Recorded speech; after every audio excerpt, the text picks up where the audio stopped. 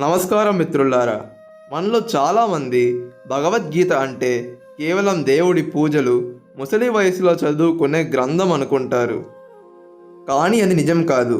మన నిత్య జీవితంలో ఎదురయ్యే సమస్యలకు, ముఖ్యంగా ఈ రోజుల్లో ప్రతి ఒక్కరికి అత్యంత అవసరమైన ధనము గురించి శ్రీకృష్ణ పరమాత్ముడు గీతలో అద్భుతమైన విషయాలు చెప్పారు.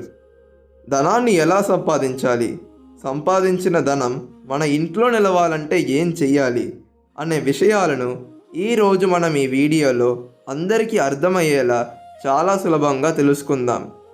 వీడియోను ఎక్కడ ఆపకుండా చివరి వరకు చూడండి. భగవద్గీతలో శ్రీకృష్ణుడు ఒక అద్భుతమైన మాట చెప్పారు. యోగ కర్మసు కౌశలం అంటే నువ్వు ఏ పని చేసినా అందులోని నైపుణ్యాన్ని, తెలివితేటలను చూపించాలి.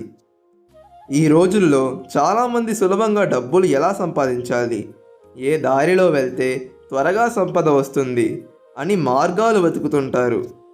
కానీ శ్రీకృష్ణుడి ప్రకారం కేవలం ధనం వెనుక పరిగెత్తడం వల్ల ఎటువంటి ఉపయోగం లేదు. మీ దగ్గర ఉన్న ప్రతిభను, జ్ఞానాన్ని పెంచుకోండి. మీరు చేసే పనిలో మీరే సాటిలేని వ్యక్తిగా మారితే సంపద మిమ్మల్ని వెతుక్కుంటూ దానంతట అదే వస్తుంది. మీ నైపుణ్యం మాత్రమే ఎప్పటికీ మీతో ఉండే అసలైన ఆస్తి. మనలో చాలామంది డబ్బు విషయంలో ఒక పెద్ద తప్పు చేస్తుంటారు.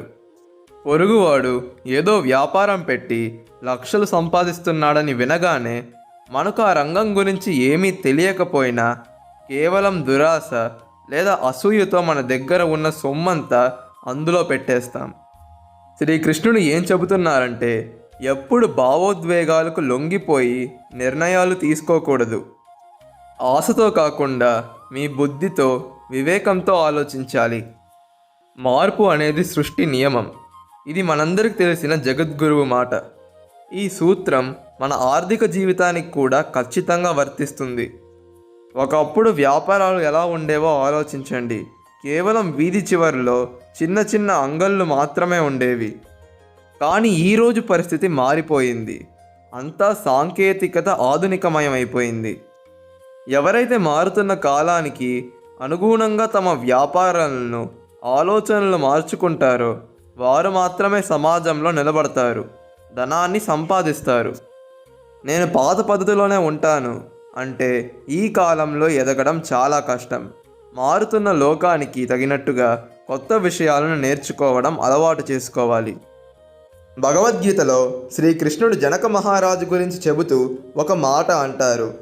పెద్దలు ఎలా ప్రవర్తిస్తే సమాజం కూడా దాన్నే అనుసరిస్తుంది. దాని అర్థం ఏమిటంటే మీరు కష్టపడి పైకి వచ్చి ఒక పెద్ద వ్యాపారవేత్త లేదా నాయకుడైనప్పుడు మీ ప్రవర్తన చుట్టూ ఉన్న వారికి ఆదర్శంగా ఉండాలి. డబ్బు ఉంది కదా అని అహంకారం చూపించకూడదు. మీ కింద పనిచేసే వారికి సరైన జీతాలు ఇస్తూ సమాజానికి మేలు చేసేలా మీ సంపాదన ఉండాలి. ధర్మబద్ధంగా, న్యాయంగా సంపాదించిన డబ్బు మాత్రమే మన దగ్గర శాశ్వతంగా ఉంటుంది. కాబట్టి మిత్రులారా, ముగింపుగా శ్రీకృష్ణ పరమాత్ముడు చెప్పిన సులభమైన రహస్యాలు ఇవే. ధనం వెనుక కాదు, మీ నైపుణ్యం వెనుక పరిగెత్తండి. కాలంతో పాటు మారడం, కొత్త విషయాలు నేర్చుకోవడం అలవాటు చేసుకోండి. ఎవరో చెప్పారు కదా అని కాకుండా మీ వివేకంతో ఆలోచించి పెట్టుబడి పెట్టండి. ఎంత ఎదిగినా ఒదిగి ఉంటూ చుట్టూ ఉన్న వారికి సహాయపడండి. ఈ పరమ సత్యాలను మీ జీవితంలో కూడా పాటించి ఉన్నతమైన ఆర్థిక విజయాన్ని అందుకోవాలని కోరుకుంటున్నాను. ఈ వీడియో మీకు ఎలా అనిపించిందో కింద కామెంట్స్ రూపంలో తెలియజేయండి. మరిన్ని ఇలాంటి మంచి వీడియోల కోసం మన ఛానల్ను ఇప్పుడే సబ్స్క్రైబ్ చేసుకోండి. ధన్యవాదాలు. జై శ్రీకృష్ణ.